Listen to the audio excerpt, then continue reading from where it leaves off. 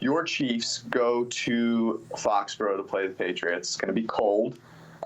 This is not too, dissimilar from the kind of setup in last year's game in New England, except that both of these teams are, I think, probably significantly worse in the minds of many on offense. And so for that reason, the total is, I think it's like 5 points lower than it was when they met on Sunday Night Football last year. I want to say it was like 54, but it's 49. I've even seen 48.5 in a couple of spots. So to me, the Patriots being favored by 3 makes perfect sense. I don't think I know a ton about the ceiling for each team, yet I expect them to potentially be able to meet it. And so for me, it's all about points being scored. Yeah, this is a quintessential defense doesn't matter game, right? I mean, Yes. if the Patriots come out and play well offensively, then the fact that the Chiefs have been pretty impressive this year on defense is going to be mostly irrelevant. I think, and Kansas City has played the toughest schedule of opposing PFF Massey offenses this year. I mean, it's something that's, not something I had expected. And so their defense has been impressive. The problem is, they have the weaknesses that somebody like Brady and Belichick are going to be able to exploit. I mean, I have, visions of, the Chiefs defense mostly playing well against the Packers on Sunday Night Football, but then Aaron Jones and Jamal Williams out of the backfield making guys like Anthony Hitchens and Damian Wilson, look pretty foolish out there. And Brady has that in James White, right? James White actually had a pretty good game against Houston. He's probably the only player on that offense that did. On the other side, the Chiefs offense is as healthy as they've been all season.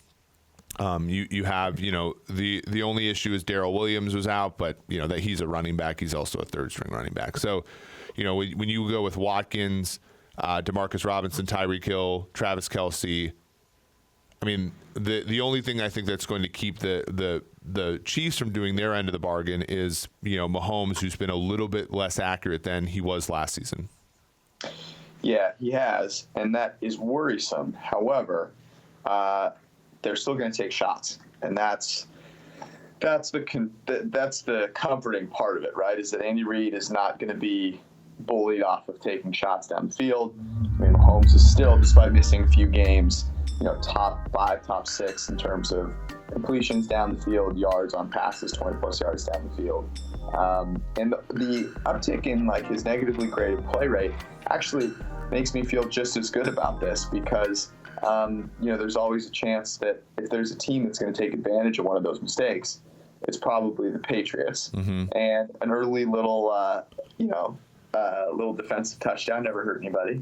Well, let's go through what could go wrong in this game. I mean, what went wrong with respect to an over last year in the AFC title game?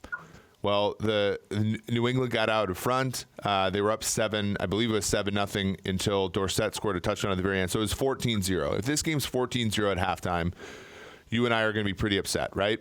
But what happens? Well, Mahomes is not going to give up, right? And as a result, that game actually sailed over in the AFC Championship game, a number bigger than this, in weather worse than this, as a result, right? So what makes this game go under? And the same thing was true as well. Like Kansas City got behind in the first matchup. The game wasn't necessarily on pace for an over, but then you got kick returns, right? Dave Tobe is a great special teams coordinator. You got, Mahomes threw interceptions in the end zone in the first matchup, and this game still sailed over. So, give me a scenario where this game goes under other than. I have one for you. Okay. The scenario where this game goes under is exactly what happened in Mexico City, and that is that Tyreek Hill gets hurt. Because what we saw, the New England Patriots defense, and why it doesn't matter, is that if you have good offense, like the Deshaun Watsons, the Houston Texans have, you can make some hay against them, and that is what Tyreek Hill brings to the table. He's going to open things up. Obviously, we know how much of a struggle the Patriots had with him the last time they played in Foxborough. So to me, that's what it's all about. If he can stay on the field and stay healthy, and Andy Reid can actually run all the things he wants to run, then I think that this is a really savvy move, and you take the over, especially because Brady is playing better fundamentally than the market is giving him credit for. Right? He's a top 10 graded quarterback. He suffered a ton of drops. That Texans game was ugly, but the Chiefs are going to give him a little bit of a different scheme, right? So. Yeah, I think it goes wrong if Tyreek Hill gets hurt, and otherwise I'm pretty pumped about it. Thanks for watching the PFF YouTube channel, and if you want to subscribe, all you have to do is push the button. Don't forget everything you get. A little fantasy, push the button.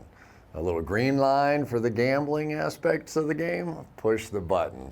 College football, push the button. The YouTube channel from PFF.